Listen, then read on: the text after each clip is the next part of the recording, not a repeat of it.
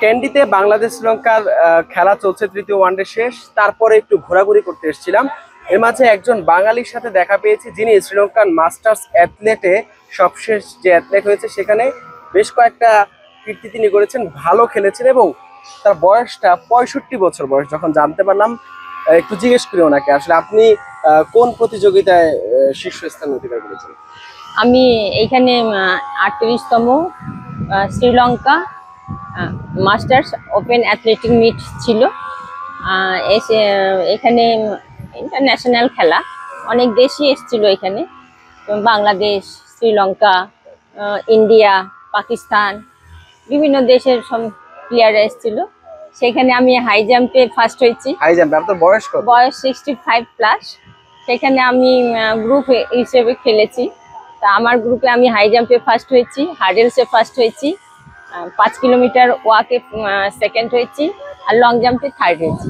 এই এত বছর বয়সে নিজেকে ফিট রাখা আসলে কতটুকু কঠিন, বা কিভাবে পারেন আসলে এত সহজ করে? আমার কাছে সেরকম কঠিন মনে হয় না, কারণ আমি ছোট থেকেই খেলাধুলা করতাম এবং আমি ফিজিক্যাল ট্রেনিং নিয়ে হাই স্কুলে ফিজিক্যাল টিচারও ছিলাম।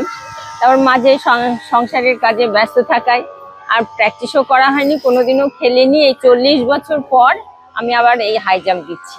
40 বছর পরে? 40 বছর পর আবার হাই জাম্প দিচ্ছি। ভাবতে পারিনি যে আমি 40 বছর পর হাই জাম্পে ফার্স্ট হতে পারবো। মানে আবার কি মনে করে আবার ফিরে আসা আসলে অ্যাথলেটিক্সে?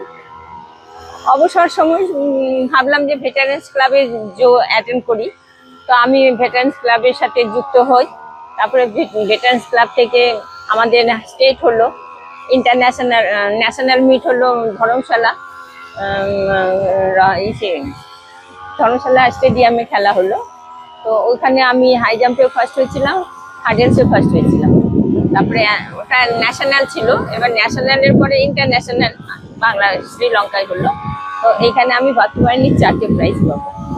অবশ্যই অনেক অনুপ্রেরণার আপনার এই ফিরে আসা, এবং যেভাবে আসলে পুরস্কার জিতেছেন, আপনার জন্য শুভকামনা। অবশ্যই আপনার থেকে আরো অনেকেই নিশ্চয়ই অনুপ্রেরণা পাবে।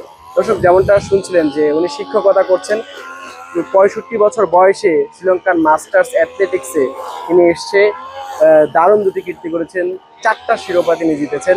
এবং নিশ্চয়ই তার এই ফিরে আসাটা 40 বছর পর তিনি আবার অ্যাথলেটিক্সে ফিরেছেন, নিশ্চয়ই অনেকের জন্য এটি অনুপ্রেরণা হবে।